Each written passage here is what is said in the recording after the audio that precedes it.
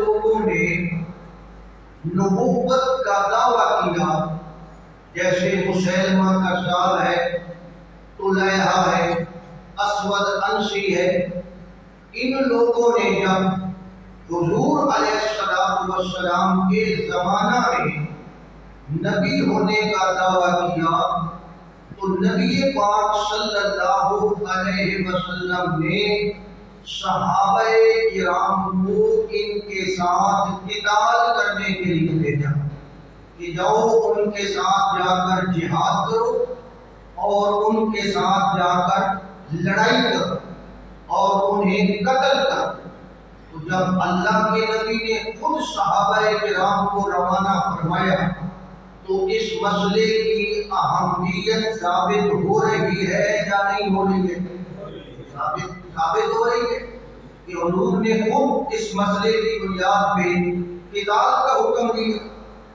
اور ایک اور بات یہ ہے کہ امت محمدیہ، ہم سارے کے سارے کیا ہیں کہ امت محمدیہ، تو امت محمدیہ علی صاحب الصلاۃ والسلام کا پہلا اجماع کہتے ہیں کہ سارے ایک چیز پر متفق ہو گئے ہیں۔ امت محمدیہ علی صاحب الصلاۃ والسلام کا پہلا اجماع اس بات پر ہوا کہ مدعی نبوت کو قتل کیا جائے گا۔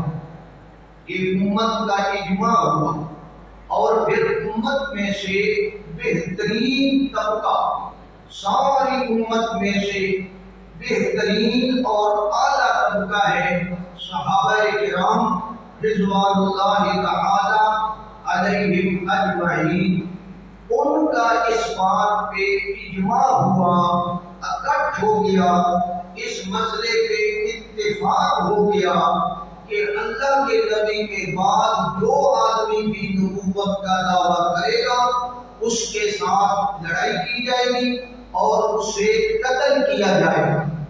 تو اس کا مطلب ہے کہ یہ مسئلہ بہت بڑی اہمیت کا حامل ہے۔ اسی طرح مسیلمہ کذاب ایک شخص تھا جس نے نبوت کا دعویٰ کیا، نبی پاک صلی اللہ علیہ وسلم کے زمانے میں دعویٰ کیا، بلکہ یہ ایک دفعہ پیغمبر علیہ السلام کی خدمت میں خود بھی آیا اور اس نے کہا جی آپ مجھے اپنی نبوت میں شریک کر لیں۔ تو نبی پاک صلی اللہ علیہ وسلم نے غصے کا اظہار فرمایا۔ بہت بڑا چالاک آدمی تھا، بہت بڑا ایجنٹ آدمی تھا، نبی پاک صلی اللہ علیہ وسلم کے والد کے زمانے کا تھا۔ جب یہ حضور کے پاس آیا اس کی عمر تقریباً 100 سال سے زیادہ ہے، تو پرانا آدمی، مشہور آدمی، صحت مند آدمی، دنیا کے لحاظ سے سمجھدار، ذہین ترین آدمی، اپنے قبیلے کا سردار آدمی، یہ نبی پاک صلی اللہ علیہ وسلم کی خدمت میں آ کر کہتا ہے کہ مجھے آپ شریک کریں، بلکہ اس کے نبی پاک صلی اللہ علیہ وسلم کو خط بھی لکھے۔ بہت بڑی اس کی کہانی ہے۔ سیدنا حضرت ابو بکر صدیق رضی اللہ تعالی عنہ نے اس مسیلمہ کذاب کے ساتھ لڑائی کی اور جنگ یمامہ واقع ہوئی۔ تو عرض یہ کرنا ہے کہ اس جنگ کے اندر جو کہ یمامہ کی جنگ کہلاتی ہے، جو کہ مسیلمہ کذاب کے ساتھ ہوئی تھی، اس جنگ کے اندر 1200 صحابہ کرام نے شہادت پائی۔ یہ 1200 بہت بڑی تعداد ہے اس زمانے کے اعتبار سے۔ 1200 صحابہ کرام نے اس ایک جنگ میں جام شہادت نوش کی، جن میں 700 عالم اور قاری اور صحابہ کرام تھے۔ اتنا بڑا مسلمانوں نے نقصان اٹھایا، اس مسئلے کے پیچھے بھی بولے ختم نبوت کے پیچھے نبی پاک صلی اللہ علیہ وسلم نے 23 سالہ دور نبوت گزارا آپ کے دور نبوت میں آپ جانتے ہیں کئی جنگیں ہوئی، کئی حالات آئے، کئی جھڑپیں ہوئی، مسلمان مارے بھی گئے، مکی دور سے مسلمانوں پر مظالم کا سلسلہ شروع ہوا اور کافر مسلمانوں کو شہید بھی کرتے تھے۔ اگر ان سارے شہیدوں کو گنا جائے، نبی پاک صلی اللہ علیہ وسلم کے زمانہ میں تقریباً 259 یعنی 260 سے ایک کم 259 بندے شہید ہوئے، 259 بندے مسلمانوں کے۔ اور یمامہ کی لڑائی میں کتنے صحابہ شہید ہوئے ہیں؟ 1200 صحابہ شہید ہوئے۔ اس لحاظ سے یہ مسئلہ بڑی اہمیت رکھتا ہے، اور یہ مسئلہ اس لحاظ سے بھی اہمیت رکھتا ہے کہ یہ نبی پاک صلی اللہ علیہ وسلم کی عزت اور ناموس کا مسئلہ ہے۔ جیسے ایک بادشاہ ہوتا ہے نا دنیا کا، اس کا ایک منصب اور عہدہ ہوتا ہے، اور عہدہ اس سے چھین لیا جائے تو اس بادشاہ کی ویلیو کیا ہو جاتی ہے؟ ڈبل ہو جاتی ہے۔ آپ دیکھتے ہیں جناب، تو اسی طرح نبی پاک صلی اللہ علیہ وسلم کو اللہ نے یہ بڑا عظیم منصب عطا فرمایا ہے خاتم النبیین ہونے کا، اور یہ حضور علیہ السلام کے لیے اس طرح ہے جس طرح ایک بادشاہ کے سر پہ تاج ہوتا ہے۔ اب تاج جو ہے وہ تو بادشاہ کی عزت ہے، اگر اس کا تاج چھین لیا جائے، اتار لیا جائے، اور ایک بادشاہ کے لیے ایک تخت ہوتا ہے جس تخت پہ وہ بیٹھتا ہے، اگر اس کو اس تخت سے اتار دیا جائے تو بادشاہ کی عزت بن رہی ہے یا اس کی توہین ہو رہی ہے؟ اسی طرح میرے بھائی، نبوت کا ختم ہونا، ختم نبوت، نبی پاک صلی اللہ علیہ وسلم کا تخت ہے۔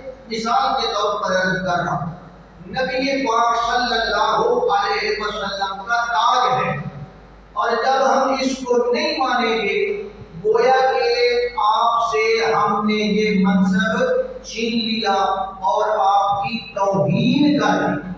اسی لیے آپ نعرہ سنتے ہیں، نعرہ لگایا جاتا ہے، تاج و تخت ختم نبوت زندہ باد۔ اگر آپ کو اس کا معنی پہلے معلوم نہیں تھا تو آج آپ کو معلوم ہو جانا چاہیے کہ ختم نبوت ہمارے نبی کا تاج ہے، ختم نبوت ہمارے نبی کا تخت ہے، اور اس تاج اور تخت کو ہم نے قائم رکھنا ہے۔ اگر حضور سے یہ وصف چھین دیا جائے یا نہ مانا جائے تو اس سے نبی پاک صلی اللہ علیہ وسلم کی توہین ہوتی ہے۔ تو اس لحاظ سے یہ نبی پاک صلی اللہ علیہ وسلم کی عزت اور ناموس کا مسئلہ ہے۔ تو یہ چند باتیں میں نے آپ کے سامنے اس لیے عرض کی ہے کہ آپ کو اندازہ ہو جائے کہ ختم نبوت کا مسئلہ کتنی اہمیت کا حامل ہے۔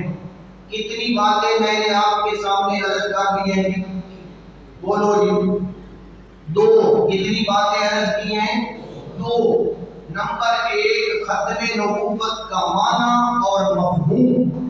نمبر دو، ختم نبوت کی اہمیت اور اس کی ضرورت۔ یہ دو باتیں میں نے عرض کی۔ اب آ گئی تیسری بات، ختم نبوت کے دلائل۔ ختم نبوت کے دلائل۔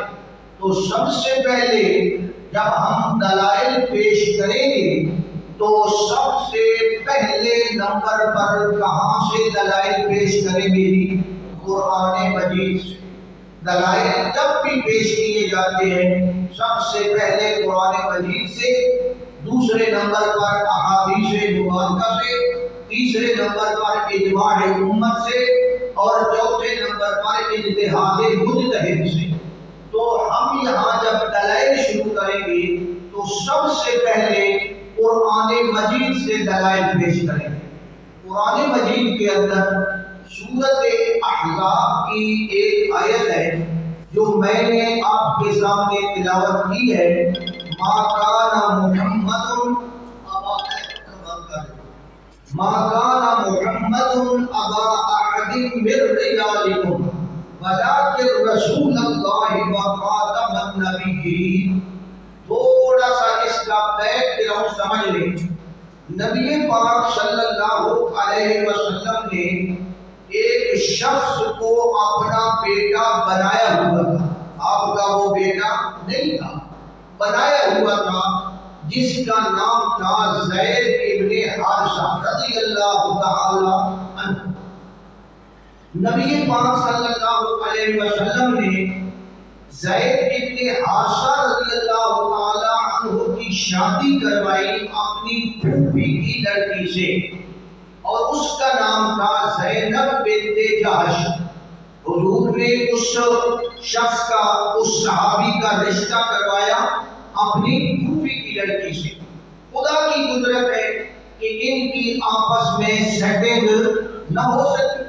نبی پاک صلی اللہ علیہ وسلم پریشان ہے کہ میں نے رشتہ بھی کروایا اور اپنے خاندان کی لڑکی اس کو لے کر دی اور ان کا نباہ نہیں ہو رہا۔ نبی پاک صلی اللہ علیہ وسلم ان کو سمجھاتے رہے کہ بھائی ایسے نہ کرو، ایسے نہ کرو، لڑائی نہ کرو، یہ نہ کرو، لیکن بہرحال یہ شادی جو ہے یہ مکمل نہ ہو سکی۔ ایسے صورتحال پیدا ہو گئی۔ بالآخر حضرت زید نے حضرت زینب کو طلاق دے دی۔ جب طلاق دے دی تو نبی پاک صلی اللہ علیہ وسلم کو بڑا دکھ ہوا کہ اب یہ میرے رشتہ دار بھی مجھے گلا دیں گے کہ جی ہماری لڑکی کی آپ نے شادی کرائی اور ہماری عورت کو کیا ہو گئی؟ طلاق۔ اور آپ جانتے ہیں جس لڑکی کو طلاق ہو جائے اس کی ویلیو معاشرے میں گر جاتی ہے۔ تو اس لحاظ سے حضور علیہ الصلوۃ والسلام پریشان بھی تھے۔ بہرحال اس کا حل اللہ تبارک و تعالی نے یہ بتایا کہ میرے پیغمبر اب اس کا حل یہ ہے کہ اس لڑکی سے آپ خود شادی فرمائیں، آپ خود اس سے نکاح کر لیں۔ بلکہ بعض روایات میں یہ بات آتی ہے کہ اللہ تبارک و تعالی نے خود آپ کا نکاح کر دیا۔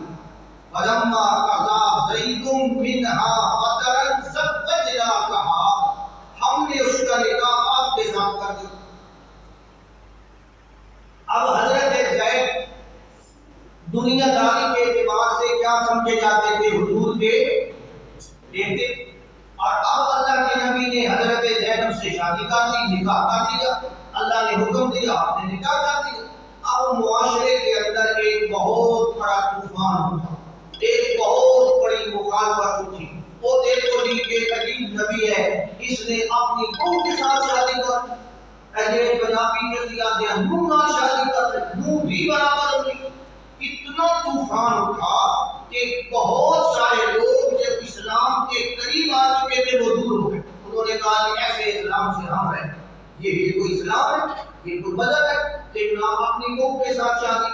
بہت بڑا طوفان اٹھا نبی پاک صلی اللہ علیہ وسلم کے خلاف۔ اس وقت اللہ تبارک و تعالی نے یہ آیات نازل فرمائی کہ ما کان محمد ابا احد من رجالکم، کہ لوگوں نبی پاک صلی اللہ علیہ وسلم کسی مرد کے باپ، وہ تو متبنہ تھا، وہ تو بیٹا بنایا گیا تھا۔ بیٹا ہونا اور بات ہے اور بیٹا بنا لینا اور بات ہے۔ تو اللہ نے فرمایا وہ کسی کے باپ نہیں ہے، ولیکن رسول اللہ، لیکن وہ اللہ کے رسول ہیں۔ اور یہ جاہلیت کا عقیدہ تھا، جاہلیت کی ایک رسم تھی، جاہلیت کا نظریہ تھا کہ منہ بولے بیٹے کی بیوی کے ساتھ شادی۔ یہ کہاں کا نظریہ تھا جی؟ ایک تو آپ بولتے نہیں ہیں، شاید سمجھ نہیں آ رہی۔ میں پوری کوشش کر رہا ہوں کہ اللہ کرے آپ کو بات سمجھ آ جائے، مسئلہ سمجھانا مقصود ہے۔ نبی پاک صلی اللہ علیہ وسلم کے اوپر یہ اعتراض ہوا کہ دیکھو جی انہوں نے جناب بیٹے کی بیوی کے ساتھ شادی کر لی. اللہ نے فرمایا حضور کا تو بیٹا ہے ہی کوئی نہ تم میں سے مردوں میں سے, تم کیا سمجھ رہے ہو کہ وہ واقعی آپ کے بیٹے ہیں؟ وہ تو جناب متقنا کے ابا احد من رجالکم ولکن رسول اللہ, لیکن اللہ کے نبی حضرت محمد صلی اللہ علیہ وسلم اللہ کے رسول ہیں, وہ اللہ کے حکم کے پابند ہے. وخاتم النبیین, اور وہ سارے نبیوں سے آخری نبی ہیں. اگر آخری نبی اس رسم کو نہ توڑتا, یہ جو جاہلیت سے آ رہی ہے کہ جو نام متقنا کی بیوی کے ساتھ نکاح نہیں ہو سکتا, تو یہ رسم اگر آخری نبی نے توڑتا تو پھر اور کون توڑتا؟ پھر اور نبی تو آنا نہیں. اس لیے اللہ نے فرمایا چونکہ یہ آخری نبی ہیں اس لیے ان کا حق ہے کہ یہ اس رسم کو عملی طور پر توڑے. تو نبی پاک صلی اللہ علیہ وسلم نے اس رسم کو توڑا اور اللہ نے آپ کو لقب کیا دیا خاتم النبیین, کہ آپ خاتم النبیین ہیں. اب جناب یہاں تھوڑی سی توجہ کریں. خاتم خاتم کا معنی ہوتا ہے مہر, مہر لگا دینا, ٹھپا لگا دینا, سیل لگا دینا, کسی چیز کو بند کر دینا. سیل کا مفہوم تو آپ جانتے ہیں, یہ جو اسکول ٹیچر ہوتے ہیں یہ جب اپنے وہ پرچے شرچے بھیجتے ہیں تو پھر اوپر ساری وہ سلائی کر کے کیا لگاتے ہیں جی, لاکھ کی سیل لگاتے ہیں. تو چیزوں کے خانے میں آپ جائیں وہاں آپ سیل لگاتے ہیں اپنے لیٹر پر. تو سیل لگانا یعنی کہ مہر لگا دینا, بند کر دینا. تو خاتم کا معنی ہوتا ہے سیل لگا دینا, بند کر دینا. اب آپ کہیں گے کہ کیسے مولوی صاحب؟ قرآن مجید کو دیکھیں, اللہ تعالیٰ فرماتے ہیں ختم علی قلوبکم. اللہ کافروں کو کہتے ہیں ختم علی قلوبکم, اللہ نے تمہارے دلوں پہ مہر لگا دی. اب کیا مطلب ہے کہ تمہارے دلوں کے دروازے اللہ نے بند کر دی. ختم کا معنی بند ہو گئے. اور جناب ایک اور جگہ پہ ہے فَإِن يَشَأِ اللَّهُ يَخْتِمْ عَلَى قَلْبِكَ, یہاں بھی ختم کا لفظ ہے. ختم اللہ علی قلوبہم, اللہ نے ان کے دلوں پہ مہر لگا دی. اب مہر یہ محاورہ ہے, اس کا یہ مطلب نہیں کہ کوئی مہر ہے سٹیمپ ہے ایسے لگا دی ہے, یہ محاورہ ہے. مطلب ہے کہ اللہ نے تمہارے دلوں کے اوپر آنے جانے کا راستہ کیا کر دیا, بند کر دیا. اليوم نختم علی افواہہم, قیامت والے دن جب کافر لوگ اللہ کے حضور کھڑے ہوں گے اور جناب باتیں کریں گے کہ یا اللہ ہم نے یہ نہیں کیا, ہم نے یہ کام نہیں کیا, تو اللہ کا قرآن کہتا ہے الیوم نختم علی افواہہم, اس دن ہم ان کے منہوں پہ مہر لگا دیں. اب منہوں پہ مہر لگانے کا کیا مطلب ہے؟ منہ کیا ہو جائیں گے, بند. بس یہ کچھ نہیں کہہ سکتے, بند ہو گئے, سیل لگ گئی. اور جناب پھر وہ ان کے ہاتھ پاؤں بولیں گے. تو الیوم نختم علی افواہہم, اس کا مطلب بھی یہی ہے. ختم علی سمعہ وقلبہ, یہاں بھی یہ بھی قرآن مجید میں اللہ نے ان کے کانوں پہ مہر لگا دی, یعنی رستے کو کیا کر دیا, بند کر دیا. اسی طرح جناب قرآن مجید میں ہے رحیق مختوم, رحیق مختوم, کہ ایسی بہترین قسم کی شراب تمہیں قیامت والے دن ملے گی, مختوم, جس کے اوپر کیا لگی ہوگی, سیل لگی ہوئی ہوگی, سیل بند ہوگی. سیل بند, اگر آپ بازار میں جائیں دوائی لینے کے لیے, کوئی شربت لینے کے لیے اور اس کا ڈھکن کھلا ہو آپ تیار لینے کے لیے, نہ موبائل کا ڈبہ کھلا ہوا آپ لے لیں گے, آپ کہیں گے کہ کھلا ہوا ہے مزہ نہیں لینا. تو اللہ نے تعریف کی کہ وہ شراب ہے نا جو کیا پیش کی جائے گی, وہ کوئی معمولی شراب نہیں ہے. ختامہ مسک, اس کے اوپر جو میں نے سیل لگائی ہے وہ کستوری کی لگائی. پرانے زمانے میں لوگ سیل لگاتے تھے مٹی کی, کہ جتنی مٹی کی سیل لگاتے تھے ایسے لگا دی مٹی. ہم نے بھی دیکھا ہے عرب کی بوتلوں پہ سیل لگی ہوتی تھی. پھر جناب آہستہ آہستہ یہ لاکھ آ گئی. تو جناب والا اللہ فرماتے ہیں میں نے اس پر مہر لگا دی, یعنی بند کر دی. تو ختم کا معنی ان تمام جگہوں پہ کیا ہے جی؟ کہ کسی چیز کو بند کر دینا کہ باہر سے کوئی چیز اس کے اندر داخل نہ ہو اور اندر سے کوئی چیز باہر نہ نکل سکے. ختم کا یہ معنی قرآن سے میں نے عرض کیا ہے ایسے پڑھتا ہے. فرمایا کہ آپ ہیں خاتم النبیین، یعنی آپ نبیوں کے لیے کیا ہے؟ سیل اور مہر ہے، اور آپ کی آمد پر نبوت کا سلسلہ کیا ہو گیا ہے جی؟ بند ہو گیا ہے. اب نہ کوئی اس سلسلے کے اندر نیا نبی داخل ہو سکتا ہے اور نہ ہی کوئی اس گروپ میں سے باہر نکالا جا سکتا ہے. لہذا حضور علیہ الصلوۃ والسلام کیا ہے جی؟ خاتم النبیین ہے. یہ میں نے قرآن مجید کی روح سے تھوڑی سی آپ کو بات سمجھائی ہے کہ ختم کا معنی کیا ہوتا ہے. خاتم ہو، خاتم اس کا معنی ہے ختم کرنے والا، اور خاتم ہو تو اس کا معنی ہے مہر، یعنی کہ سیل لگ جانا. اچھا جی، دوسرے نمبر پہ نبی پاک صلی اللہ علیہ وسلم نے خود خاتم النبیین کا معنی کیا. جب حضور نے خود معنی کر دیا تو پھر اس کے بعد کوئی گنجائش رہتی ہے؟ ابو داؤد اور ترمذی شریف کی حدیث ہے، نبی پاک صلی اللہ علیہ وسلم نے ارشاد فرمایا انا خاتم النبیین، میں خاتم النبیین ہوں. آگے اللہ کے نبی نے تشریح کی لا نبی بعدی، یعنی میرے بعد کوئی نبی نہیں ہوگا. تو یہ حضور نے خود تشریح کر دی کہ خاتم النبیین کا کیا معنی ہے. حضرت قتادہ نبی پاک صلی اللہ علیہ وسلم کے صحابی ہیں، وہ خاتم النبیین کا معنی کرتے ہیں. خاتم النبیین یعنی اے آخرہم، یعنی ان میں سے آخری نبی. تو نبی پاک صلی اللہ علیہ وسلم تمام انبیاء میں سے آخری نبی ہے. خاتمہم یہ لغت کی کتاب ہے لسان العرب. خاتمہم اے آخرہم، خاتم کا معنی کیا ہے؟ یعنی ان میں سے آخری آدمی. الخاتم آخر القوم، خاتم وہ ہوتا ہے جو قوم کا آخری بندہ ہو. تو ثابت کیا ہوا جی؟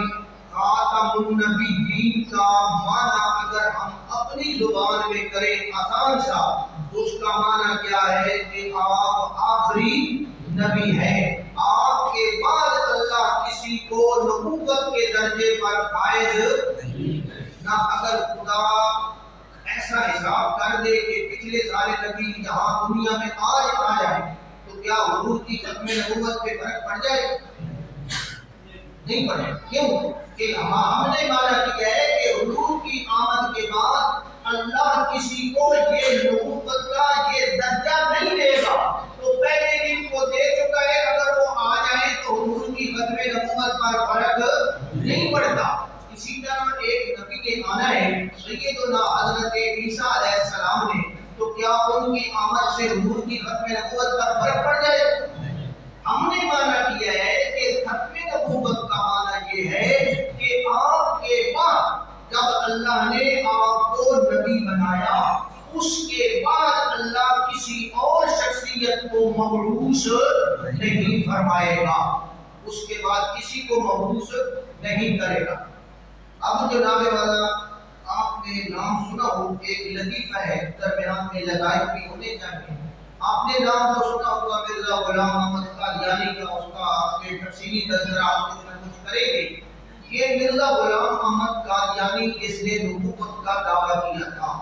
یہ اپنی کتاب میں لکھتا ہے، اپنی کتاب میں خود لکھتا ہے کہ جب میں پیدا ہوا تو میرے والدین کے گھر میں، میرے ماں باپ کے گھر میں اس کے بعد کوئی لڑکی یا لڑکا پیدا نہیں ہوا. یہ مرزا خود کہتے ہیں کہ مرزا غلام محمد قادیانی اور اس کی ایک بہن تھی، اس کا نام تھا جنت. یہ جنت اور مرزا غلام محمد دونوں جڑواں پیدا ہوئے تھے، توأم پیدا ہوئے تھے. اور پہلے جناب وہ بہن پیدا ہوئی تھی اور بعد میں مرزا پیدا ہوا تھا۔ اب مرزا خود کہتا ہے کہ میں پیدا ہوا اور میرے بعد میرے والدین کے ہاں اور کوئی بچہ بچی پیدا نہیں ہوا، اور پھر کیا کہتا ہے، اور میں ان کے لیے، یہ مرزے کے الفاظ ہیں، اور میں ان کے لیے خاتم الاولاد تھا۔ خاتم الاولاد کا اب اس کا کیا معنی ہے کہ میں انہی اولاد جو سب تو اخیر کا پہلا میں اخیر کا جاتا تھا، تو یہ تو معنی اس کی جناب زبان سے ثابت ہو گیا کہ خاتم الاولاد کا معنی ہے آخری بچہ۔ تو جناب جب خاتم الاولاد کا معنی آخری بچہ ہے تو خاتم النبیین کا معنی کیا ہوگا جی؟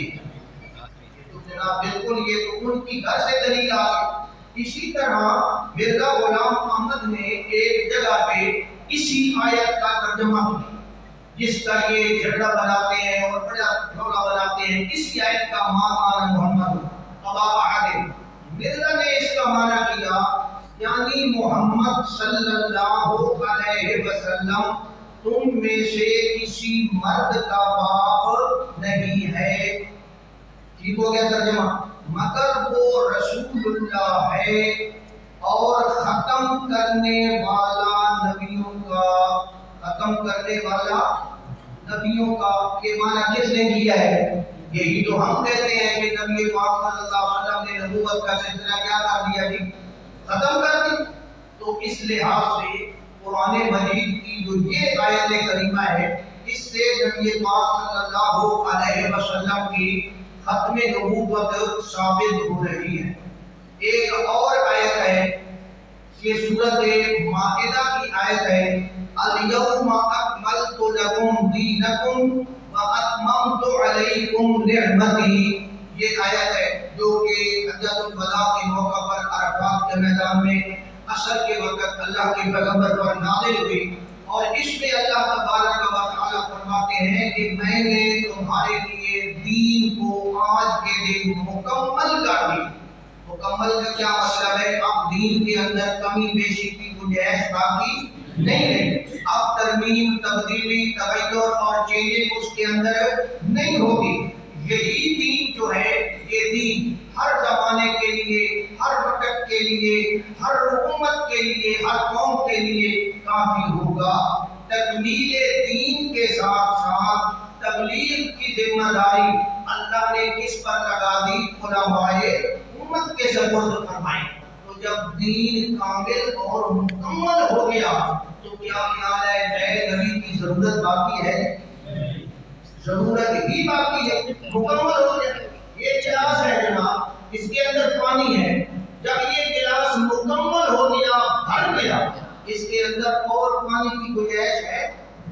بھر گیا، ایک قطرہ بھی نہیں آ سکتا، بھر گیا مکمل۔ تو جب دین مکمل ہو گیا تو پھر اس کے بعد کمی بیشی کی گنجائش نہیں ہے۔ جب کمی بیشی کی گنجائش نہیں تو نبی کی ضرورت باقی نہیں، ضرورت ہی نہیں ہے۔ حضور کامل اور مکمل، دین بھی کامل اور مکمل، اور اللہ کے نبی خود بھی کامل اور مکمل۔ تو جب چیز مکمل ہو جائے تو پھر اس کے بعد کسی اور چیز کی ضرورت باقی نہیں ہے۔ دیکھو نا، اب رات کا ٹائم ہے، آپ نے بلب جلائے، روشنیاں کی، ٹوپیں جلائی، یہ کیا وہ کیا، اور جناب والا لیکن پھر بھی اندھیرا ختم نہیں ہوا۔ فائر نکل جائے پھر اندھیرا، چاند طلوع ہو جائے گا پھر بھی اندھیرا ختم نہیں ہوا، ستارے آ جائیں گے پھر بھی اندھیرا ختم نہیں ہوا۔ پھر جناب والا رات گزرے گی تو صبح سے اپنا جناب سورج نکلے گا، جب سورج نکلے گا تو روشنی مکمل ہو گئی یا نہ ہو گئی؟ ہو گئی۔ اب بلب جلانے کی ضرورت ہے؟ اب سورج چڑھ گیا ہے، روشنی مکمل ہو گئی ہے، اگر آپ کی مسجد میں بلب جل رہا ہے لوگ آپ پر اعتراض کریں، پہلے مولوی صاحب بلب بجھا ہوتے اجاڑ گئے، تو دن کے چڑھنے کے بعد بلب کی ضرورت نہیں، کیونکہ دن کی روشنی کامل اور مکمل ہے۔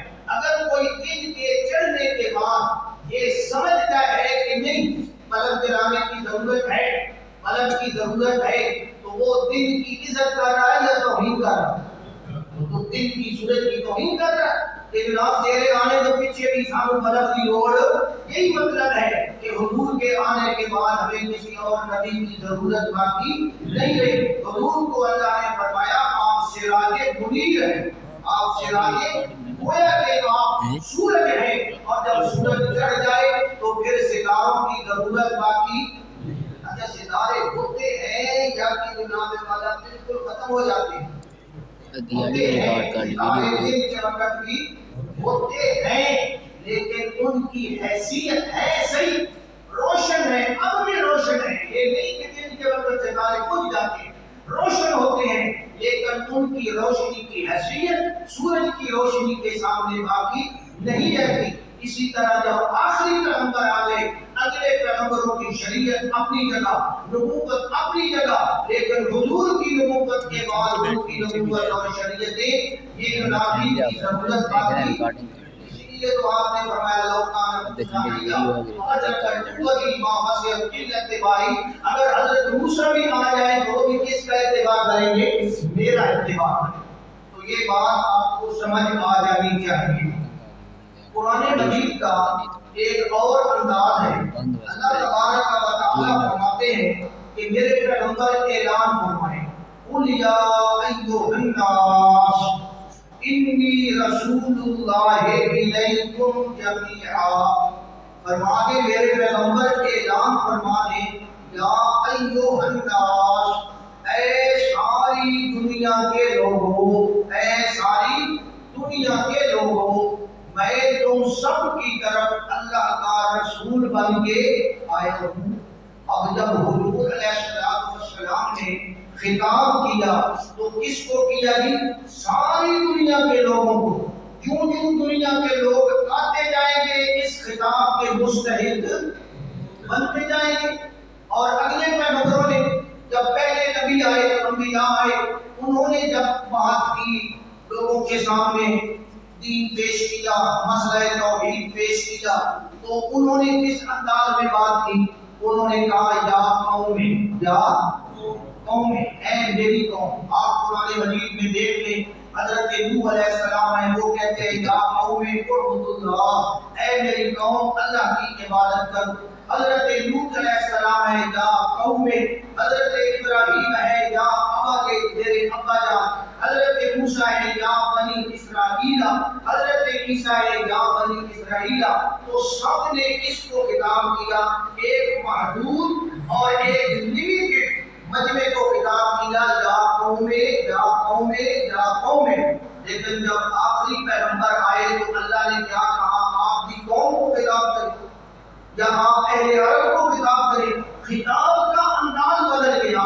اللہ نے فرمایا میرے پیغمبر آپ اعلان کریں قُلْ يَا أَيُّهَا النَّاسُ إِنِّي رَسُولُ اللَّهِ إِلَيْكُمْ جَمِيعًا.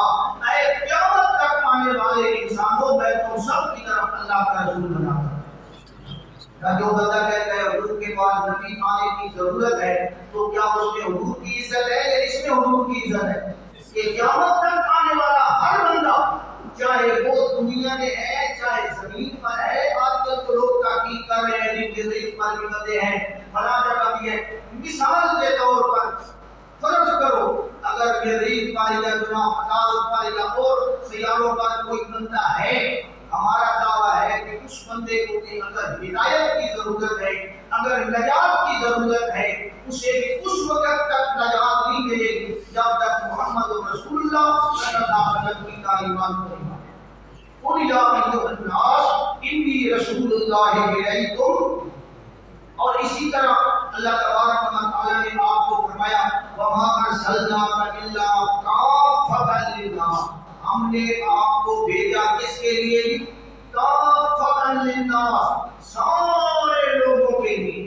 تو جب حضور سارے لوگوں کے لیے ہے، قیامت تک آنے والوں کے لیے ہے، تو پھر حضور کے بعد کسی اور نبی کی ضرورت باقی رہ گئی؟ اچھا یہ ضرورت تو کم تھی نا. حضور کی تعلیمات نامکمل ہوتی، فرض کرو نامکمل ہوتی پھر ضرورت تھی.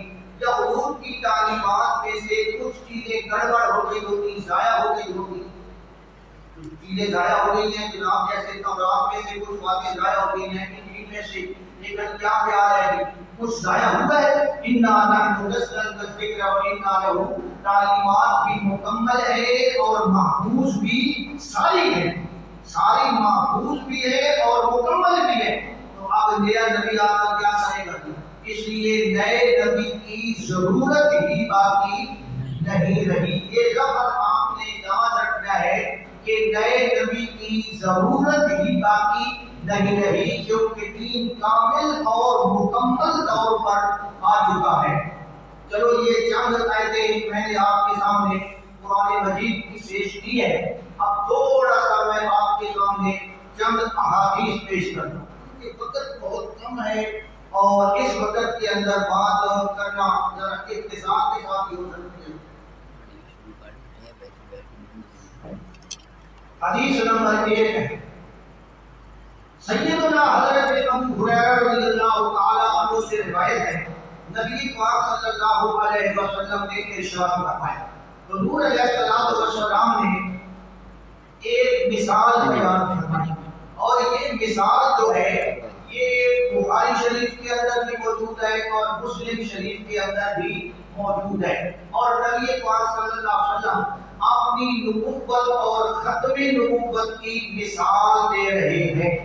آپ نے فرمایا ان مثلی و مثل الانبیاء من قبلی، نبی پاک صلی اللہ علیہ وسلم نے فرمایا بے شک میری مثال اور مجھ سے پہلے نبیوں کی مثال وہ اس طرح ہے کمثل رجل بنا بیتن، جس طرح میں آپ کو سمجھا کر بات کر رہا ہوں، جلدی سے نہیں کر رہا تھا کہ آپ سمجھیں، جیسے کسی آدمی نے بنا بیتن، کوئی گھر بنایا، کوئی پلازہ بنایا، کوئی محل بنایا، کوئی بلڈنگ بنائی کسی آدمی نے، پھر آگے فرماتے ہیں فَأَحْسَنَهُ وَأَجْمَلَهُ، اس بندے نے اس بلڈنگ کو، اس پلازے کو بڑا خوبصورت بنایا، بڑی ٹائلیں لگائی، بڑی جناب نقش اس کی بنائی، ہر لحاظ سے خوبصورت بنایا، الا موضع لبنۃ، مگر اس بندے نے کیا کیا، ایک جگہ پہ ایک اینٹ کی جگہ خالی چھوڑ، جب اینٹ کی جگہ اس نے خالی چھوڑ دی تو جناب باقی محل بڑا بہترین بنا دیا، من زاویہ، ایک سائڈ سے، ایک کونے سے، ایک کنارے سے اس نے وہ ایک اینٹ کی جگہ خالی چھوڑ دی۔ اب کیا ہے جی، لوگ آتے ہیں، اس محل کو دیکھتے ہیں، اس پلازے کو دیکھتے ہیں، فجعل الناس یطوفون بہ، لوگ اس کے آس پاس گھومتے ہیں، دیکھتے ہیں کیا کمال کی بلڈنگ ہے، بڑی خاص جناب بلڈنگ ہے، بڑی خوبصورت ہے، لیکن دیکھتے دیکھتے پھر لوگ ایک بات کرتے ہیں اور وہ کہتے ہیں وَيُعْجِبُونَ بِهِ، بڑا پسند کرتے ہیں اس عبارت کو، وہ کہتے ہیں ہَلَّا وُضِعَتْ هَٰذِهِ اللَّبِنَةُ، یہاں بھی اگر اینٹ لگ جاتی نا، بڑی بات تھی، یہاں بھی ایک اینٹ لگنی چاہیے، یعنی یہ کمی ہے اس کے اندر، یہاں بھی اینٹ لگنی چاہیے، یہاں اینٹ کیوں نہیں لگائی گئی؟ بھائی باقی محل تو بڑا بہترین ہے، لیکن یہ جو جگہ ہے نا، یہاں ایک کمی ہے، کمزوری ہے، یہاں اینٹ اگر لگ جاتی نا تو محل کیا ہو جاتا؟ مکمل ہو جاتا۔ وہ کہتے ہیں اللہ وضعت هذه اللبنة، یہاں بھی اینٹ لگ جاتی نا تو محل بڑا مکمل ہو جاتا۔ اب اللہ کے نبی نے یہ ساری مثال دے کر فرمایا فَأَنَا اللَّبِنَةُ، فَأَنَا اللَّبِنَةُ، وہ اینٹ میں۔ اب حضور نے اپنے آپ کو اینٹ سے تشبیہ دے کر ہمیں ختم نبوت کا مسئلہ سمجھایا، حالانکہ حضور اینٹ تو نہیں ہے لیکن تو سمجھانے والی بات ہے۔ فَأَنَا اللَّبِنَةُ، میں وہ آخری اینٹ ہوں جو اس محل کے اندر، جو اس نبوت والے پلازے کے اندر لگ گئی ہے، لہذا جب آخری اینٹ لگ گئی تو اب کسی اور اینٹ کی گنجائش باقی نہیں ہے۔ اب تب کوئی اینٹ لگے جب کوئی وہاں سے نکلے، اینٹ نکالی جائے تو کیا خیال ہے اللہ نبی بنانے کے بعد کسی کو معذور بھی کرتا ہے؟ اللہ کسی نبی کو معذور، اللہ کو پہلے علم ہوتا ہے، پتہ ہوتا ہے، سارا وہ جانتا ہوتا ہے، تو حضور فرماتے ہیں فَأَنَا اللَّبِنَةُ، میں وہ آخری اینٹ ہوں، اور پھر آگے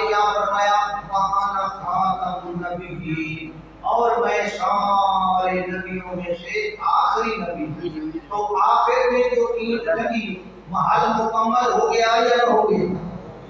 اور جناب جب آخری اینٹ لگ گئی تو اب کوئی اور اینٹ بھی لگ سکتی ہے نہ؟ یہ میری کمین مکمل ہے، مکمل ہے، کوئی اور ٹاکی لگ سکتی؟ اگر آپ کہیں گے مولوی صاحب یہ تو جناب آپ کا کپڑا بڑا سا ہے، غریبانہ ہے، ہم تو جناب ریشم کے جناب ٹاکی یہاں لگاتے ہیں، تو ریشم کی ٹاکی بھی اگر یہاں لگائیں گے تو اچھی لگے گی؟ بری لگے گی؟ بھائی مکمل ہے، ہر چیز مکمل ہے۔ تو جب مکمل ہو گیا وہ محل، اب کسی اور اینٹ کے لگنے کی گنجائش باقی؟ یہ اللہ کے نبی نے بات سمجھائی۔ آپ نے فرمایا وَأَنَا خَاتَمُ النَّبِيِّينَ، میں آخری نبی ہوں اور میری آمد پہ قصر نبوت کیا ہو گیا جی؟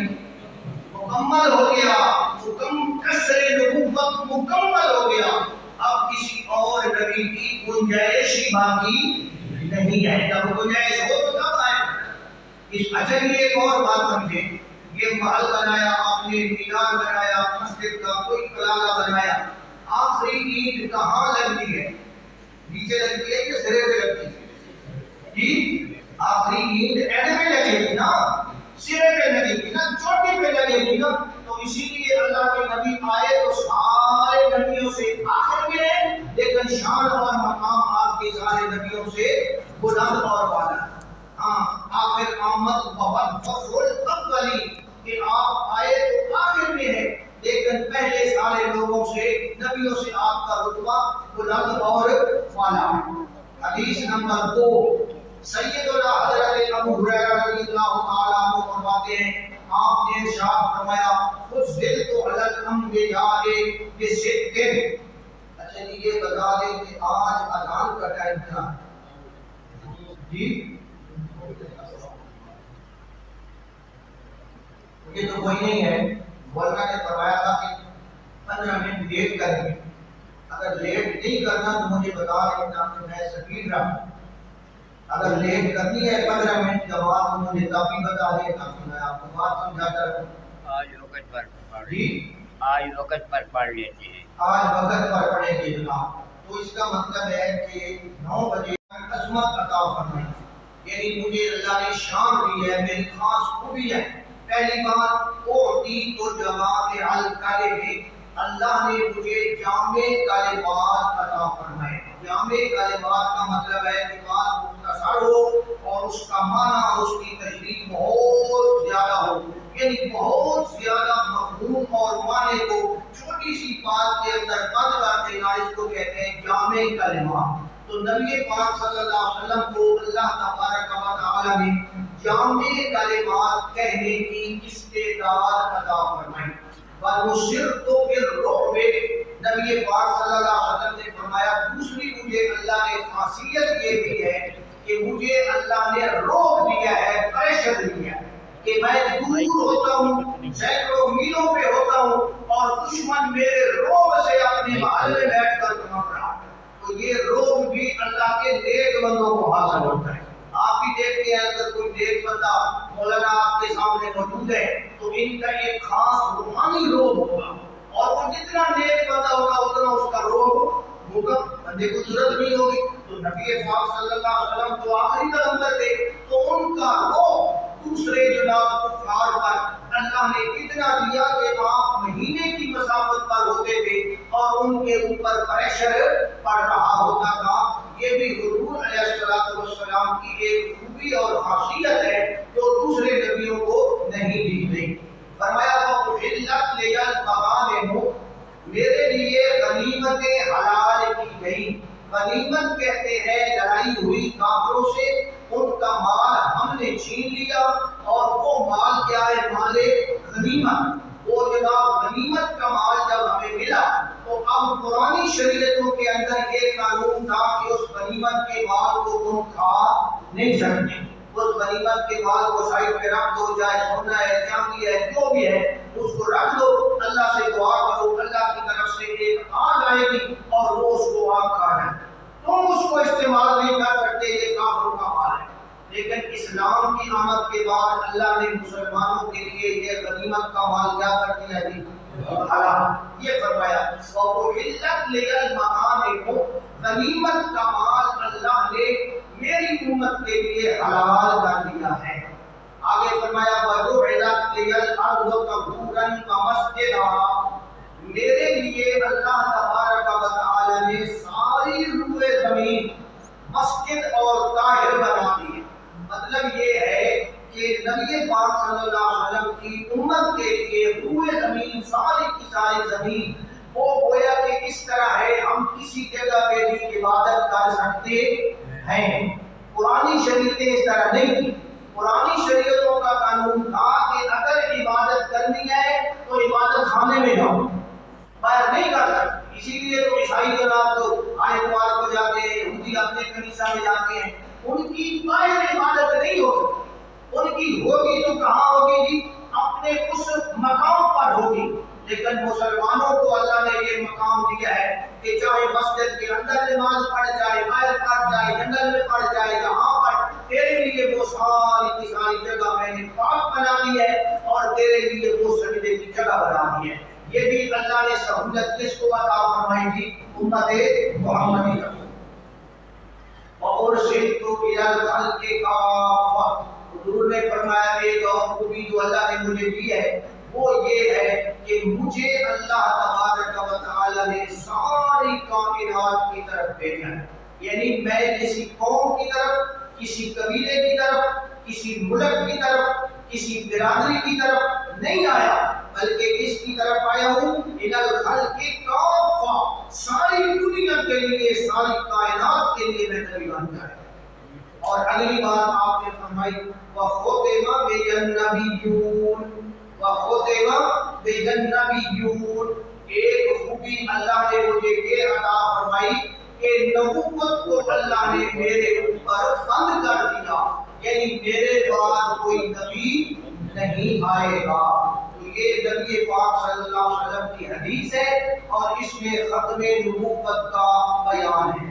اگلی حدیث حضرت ثوبان رضی اللہ تعالی عنہ بیان فرماتے ہیں کہ آپ نے ارشاد فرمایا کہ سیکون فی امتی، میری امت کے اندر آئیں گے سلاسون کذابون، 30 بڑے بڑے جھوٹے، سلاسین یعنی 30 بندے، یعنی کذابون بڑے بڑے جھوٹے، کلہم یزعم انہ نبی، وہ سارے کے سارے یہ دعویٰ کریں گے کہ ہم نبی ہیں۔ ہم کیا ہیں جی؟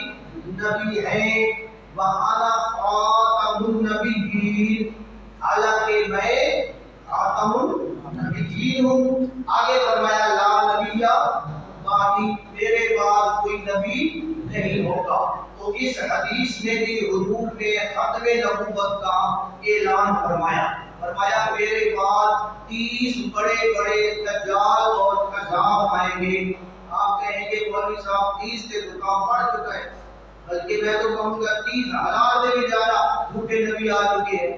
100 نبیوں کے حالات تو میں نے پڑھے ہیں جھوٹے نبیوں کے، ان کی پوری کہانیاں پڑھی ہیں، تو اب ذہن میں نہیں، لیکن یہ تو یہاں دیکھ جناب کبھی کوئی، تو حضور نے 30 کیوں فرمایا؟ مطلب یہ ہے کہ جن کے شکے تھے بہسن سلاسونا کذابونا، بڑے بڑے جو کھڑپائیں جو ہوں گے نا، جن کی نبوت چل نکلے گی، جنہاں دا کام دور پہنچی، کہ اس کی دو نبوت علاوہ کی تاہدو پولیسہ نے 2 لیتر مار کے جیلے قید کر چھوڑیا، ہوئی نبوت چلی نہیں چلی، وہ تو جناب چھوٹا بنا ہے۔ اس کی چل پڑی ہے، جیسے مسلمہ کی چل پڑی تھی، جیسے مرزا قادیانی کی چل پڑی ہے، جیسے اور لوگوں کی چل پڑی تھی، جناب بہائی ہے، فرقہ بہائیہ ہے، محمد بھٹی ہے، اور اس قسم کے لوگ ہیں، ان کی نبوت چل پڑی، ان کے آج بھی جناب فالور موجود ہے۔ تو جناب والا مطلب یہ ہے کہ جو بڑے بڑے ہوں گے نا قسام، بڑے بڑے دجال، بڑے بڑے، وہ کتنے ہوں گے؟ تقریباً 30 ہوں گے، اور وہ سارے کیا کہیں گے؟ ہم نبی ہیں، حالانکہ میں آخری نبی ہوں، میرے بعد کوئی نبی نہیں آئے گا۔ حدیث نمبر 4 حضرت ابو ہریرہ رضی اللہ تعالیٰ عنہ بیان فرماتے ہیں، آپ نے ارشاد فرمایا کانت بنو اسرائیل تسوسهم الانبیاء، نبی پاک صلی اللہ علیہ وسلم فرماتے ہیں کہ بنی اسرائیل کے اندر یہ بات تھی کہ ان کے نبی سیاست کرتے تھے، ان کے نبی کیا کرتے تھے جی؟ سیاست، اب سیاست کا معنی سمجھانا پڑے گا. سیاست کا معنی کیا ہے؟ یہ سیاست کا معنی ہے ملک کا نظام چلانے کی سمجھ. ملک کا نظام چلانے کی سمجھ کا میتھڈ یا طریقہ، اس کو کہتے ہیں سیاست. تو بنی اسرائیل کے اندر جو نبی تھے وہ ملک کا نظام چلاتے تھے. کیا مطلب ہے؟ یعنی بادشاہ بھی ہوتے تھے. تو بنی اسرائیل کے اندر یہ بات تھی کہ نبی جو ہوتے ہیں بادشاہ بھی وہی ہوتے تھے. سمجھ آ گئی؟ نبی بادشاہ بھی کرتے تھے، ان کی نظام بھی چلاتے تھے، یعنی روحانی نظام بھی اور ملک کا نظام بھی انبیاء چلاتے تھے. کلما ہلک نبی خلفہ نبی. نبی پاک صلی اللہ علیہ وسلم فرماتے ہیں جب ایک نبی فوت ہو جاتا تھا تو اس کی جگہ دوسرا نبی اللہ بھیج دیتا تھا. یہ روٹین رہی ہے. وَإِنَّهُ لَا نَبِيَّ بَعْدِي. حضور نے فرمایا لیکن میرے بعد کوئی نبی. ان کا تو یہ طریقہ تھا کہ ایک نبی فوت ہو گیا اللہ نے دوسرا بھیج دیا، وہ فوت ہو گیا اللہ نے تیسرا بھیج دیا. فرمایا میری حالت یہ ہوگی لا نبی بعدی، میرے بعد کوئی نبی نہیں ہوگا. بس یکون خلفاء، میرے بعد میرے خلفاء ہوں گے. کون ہوں گے جی؟ خلفاء. نبی نہیں آئے گا، خلفاء ہوں گے. فیکثرون، اور وہ ڈھیر سارے ہوں گے.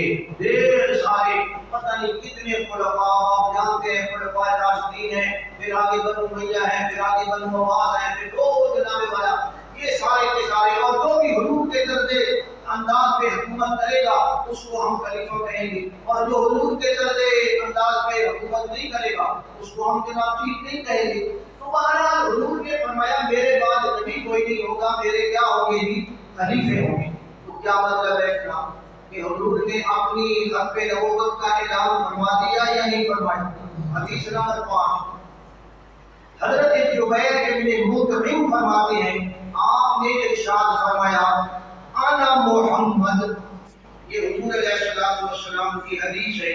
آپ نے اپنے نام گنے اور فرمایا انا محمد، میں محمد ہوں. اب اگر محمد کا معنی کریں تحریک کریں بہتر ہی لگے گا.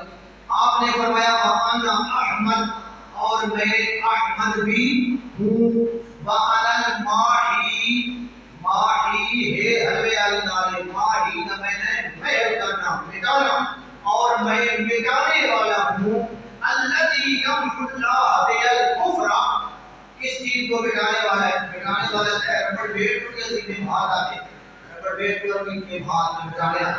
تو حضور فرماتے ہیں میں ماحی ہوں، مٹانے والا ہوں. کون سی چیز کو؟ الذی یمحو اللہ بی الکفر، کہ اللہ میری وجہ سے کفر کو مٹاتا ہے، شرک کو مٹاتا ہے. وَأَنَا الْحَاشِرُ، وَأَنَا الْحَاشِرُ، اور میں حاشر ہوں، اکٹھا کرنے والا ہوں، یعنی لوگوں کو جمع کرنے والا ہوں. یحشر الناس علی قدمی، کہ میری آمد کے بعد قیامت ہی آئے گی، حشر ہی آئے گا، درمیان میں کوئی نبی نہیں آئے گا. فرمایا یحشر الناس علی قدمی، وہ میرے نبی کے قدموں پہ حشر ہوگا، یعنی میری آمد کے بعد ہوگا. فرمایا وَأَنَا الْعَاقِبُ، وَأَنَا الْعَاقِبُ، اور میں عاقب ہوں. عاقب کا معنی عربی میں ہوتا ہے اخیرا. یہ آپ جانتے ہیں عقبہ، عاقبت، عاقبت انجام، عقبہ آخرت کو ہم کہتے ہیں. عاقب اخیرا، آخری. وَأَنَا الْعَاقِبُ، اور میں آخری ہوں. اب حضور نے اس کی خود تشریح فرمائی ہے. وہ آخری کا کیا مطلب ہے؟ الذی لیس بعدہ نبی، جس کے بعد کوئی اور نبی نہ ہو. تو حضور عاقب ہے، یعنی آپ کے بعد کوئی نبی مبعوث نہیں ہوگا. ایک اور حدیث ہے جناب حضرت انس رضی اللہ تعالیٰ عنہ بیان فرماتے ہیں کہ نبی کریم صلی اللہ علیہ وسلم نے فرمایا ان الرسالۃ والنبوۃ قد انقطعت. حضور نے فرمایا ان الرسالۃ، رسالت، والنبوۃ، نبوت قد انقطعت، یہ جناب رک گئی ہے، انقطاع ہو گیا ہے، بریک ہو گئی ہے. جناب نبوت اور رسالت کٹ ہو گئی ہے، ختم ہو گئی ہے. فلا رسول بعدی ولا نبی، میرے بعد نہ کوئی رسول ہوگا اور نہ کوئی नबी हो। तो इस हदीस से भी हुजूर अलैहिस्सलाम की खत्म नबूवत साबित हो रही है। ये तो हदीस में आ गया जनाब। एक और हदीस है, हजरत साद इब्न अबी वक़ास रज़ियल्लाहु ताला अन्हु फरमाते हैं कि आपने ग़ज़वा तबूक के मौका पर सय्यदना हजरत अली रज़ियल्लाहु ताला अन्हु से फरमाया।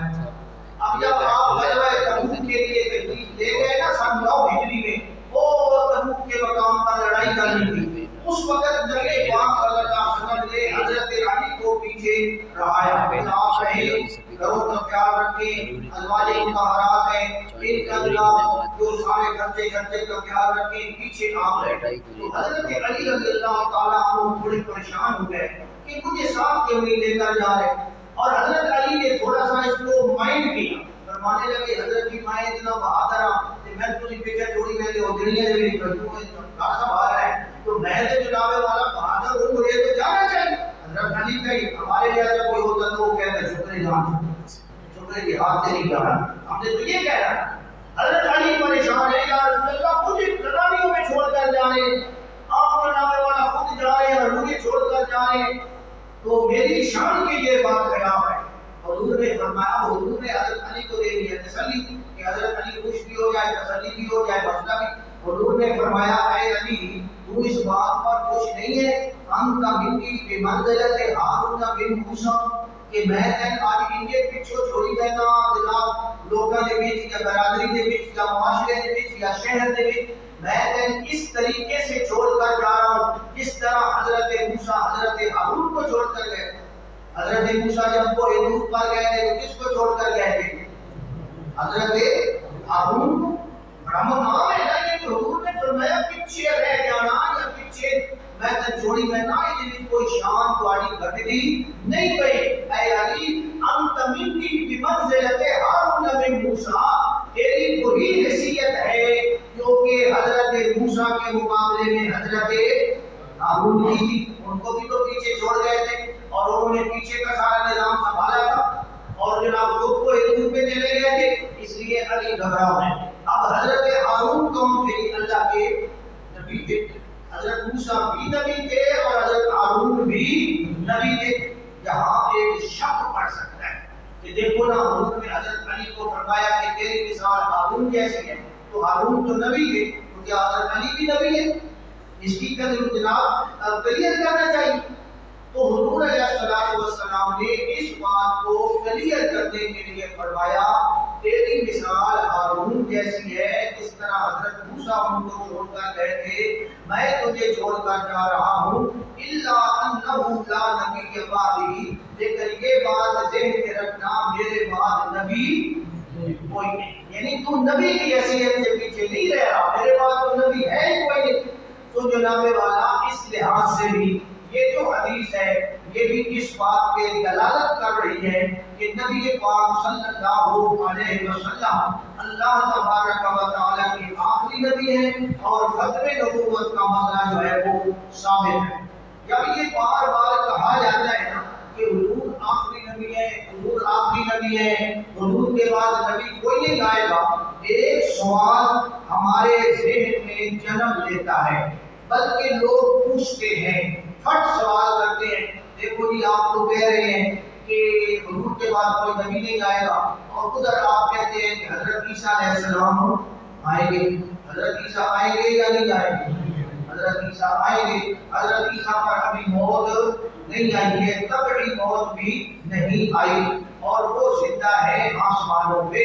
और हुजूर ने कसम उठाकर फरमाया कि मुझे उस जात की कसम है वल्लज़ी नफ्सु मुहम्मदिन बियदिही लयनज़िलन्ना फीकुम ईसा इब्न मरियम ख़तमन अदला, कि हजरत ईसा आएंगे। जब हम ये अकीदा रखते हैं कि हजरत ईसा आएंगे तो हमारे पास सवाल हो जाता है फौरन, मुझे आपने तो कहा है हुजूर के बाद कोई नबी नहीं आएगा, कोई नबी नहीं आएगा, हजरत ईसा तो आएंगे, तो आपकी बात क्या हो गई? टूट गई। तो हमारे ऊपर एतराज होता है, ज़हन में सवाल आता है। इसलिए ये बात समझ लें कि हजरत ईसा अलैहिस्सलाम जरूर आएंगे, जरूर आएंगे, लेकिन वो नबी की हैसियत से नहीं आएंगे, नबी की हैसियत से नहीं आएंगे। वो है नबी, یہ نہیں کہ اللہ نبوت انہوں کو چھین لی، نہ وہ نبی ہیں بالکل، لیکن وہ نبی کی حیثیت سے نہیں آئیں گے، امتی کی حیثیت سے آئیں گے۔ حضرت عیسیٰ جب آئیں گے تو کلمہ کون سا پڑھائیں گے؟ نہ اگر نبی کی حیثیت سے آتے تو لوگوں کو کہتے ہیں پڑھو کلمہ لا الہ الا اللہ عیسیٰ روح اللہ، یہ کلمہ پڑھائیں گے۔ حضرت عیسیٰ کلمہ پڑھائیں گے لا الہ الا اللہ محمد رسول اللہ۔ حضرت عیسیٰ آئیں گے تو انجیل کے مطابق فیصلے کریں گے، انجیل کو نافذ کریں گے نہیں، قرآن کو نافذ کریں گے، یحکموا بشریعت محمد صلی اللہ علیہ وسلم۔ تو حضرت عیسیٰ ہے تو نبی، آئیں گے ضرور، نبی کی حیثیت سے نہیں آئیں گے، امت محمدیہ کے امام کے پیچھے نماز پڑھیں گے۔ حضرت عیسیٰ کس کے پیچھے نماز پڑھیں گے؟ اب دیکھو نا، حضرت عیسیٰ نازل ہو گے نا تو حضرت مہدی جو ہے ہماری امت میں سے ایک بندہ حضرت مہدی، وہ شیعوں کا اور خیال ہے، ہمارا اور خیال ہے، یہ بات الگ ہے، ہمارا حضرت مہدی کی بات کرانے کے لیے کھڑے ہو چکے ہیں، سارے لوگ سیٹتے ہیں کہ بات ہونے لگی ہے، حضرت عیسیٰ آ گئے۔ اب جناب حضرت مہدی پیچھے ہٹ جائیں گے کہ حضرت آپ آئیں، آپ سے بات کرائیں، آپ اللہ کے نبی۔ حضرت عیسیٰ علیہ السلام فرمائیں گے نہیں کی جماعت آپ کر، حضرت مہدی کہیں گے حضرت میں تو ایک عام بندہ ہوں، حضرت مہدی نبی نہیں ہوگے، اللہ کے ولی ہوگے۔ تو حضرت مہدی کہیں گے حضرت آپ اللہ کے نبی ہیں اور میری کیا حیثیت ہے؟ حضرت عیسیٰ علیہ السلام فرمائیں گے نہیں نہیں، جماعت تم بھی کراؤ، تقریباً اللہ حاضر الامہ، آج میں اس امت کے پیچھے نماز پڑھنے کے لیے آیا۔ تو حضرت عیسیٰ آئیں گے لیکن کس کے پیچھے نماز پڑھیں گے؟ ان کی حیثیت نبی کی حیثیت نہیں ہوگی، نبی ہوں گے نہ سرگو دے حیثیت جو رواج آئیں گے، کسی شادی پہ آوے یا کسی فوٹوی ہوتے آوے تو وہ ڈی سی ہے یا ختم ہو گیا؟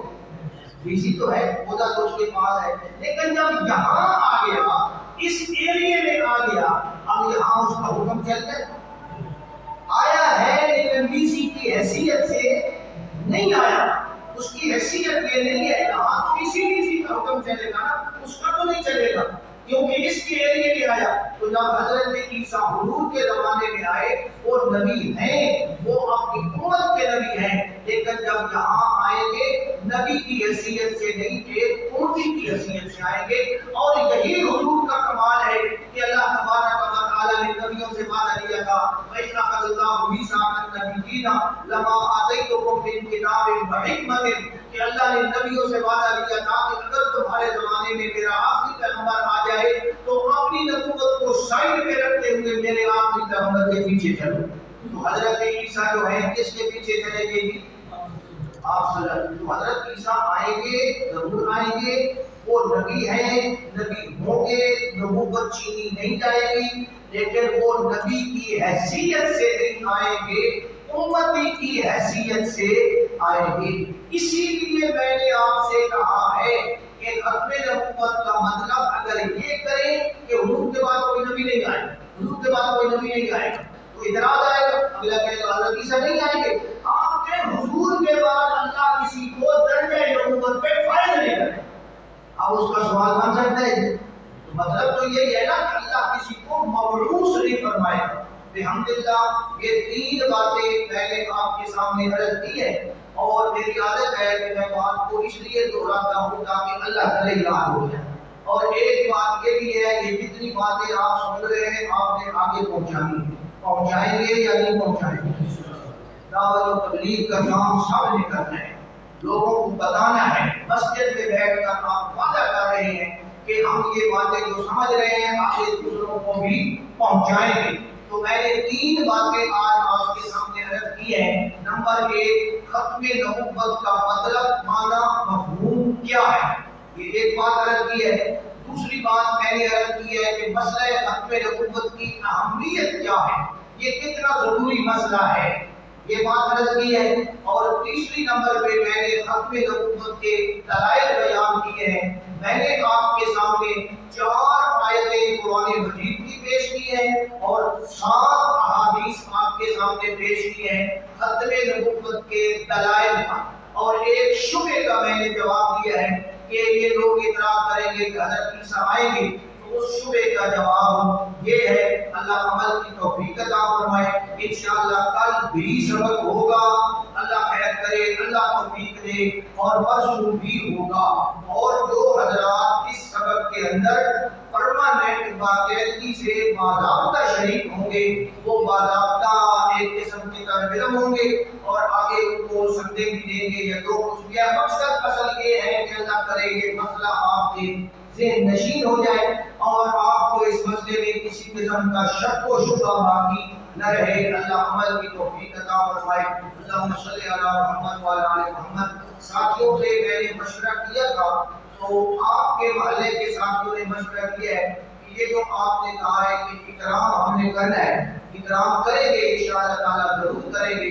انہوں نے کہا ہے کہ آخری دن جگہ بڑا سارا اکرام کرتے ہیں تو وہ ٹھیک نہیں ہے جناب. تو آج نہ صحیح کل نہ صحیح آخری دن انشاءاللہ تعالیٰ اچھا وہ ضیافت کا انتظام کر دیں گے آپ حضرات کی عزت افزائی کے لیے. اللہ عمل کی توفیق عطا فرمائے. اللہم صلی علی محمد و علی آل محمد كما صليت على ابراهيم وعلى ال ابراهيم انك حميد مجيد. ربنا اغفر لنا ولاخواننا الذين سبقونا بالايمان ولا تجعل في قلوبنا غلا للذين امنوا ربنا انك رؤوف رحيم. وصلى الله تعالى على النبي على خير خلقه محمد وعلى اله وصحبه اجمعين برحمتك يا ارحم الراحمين.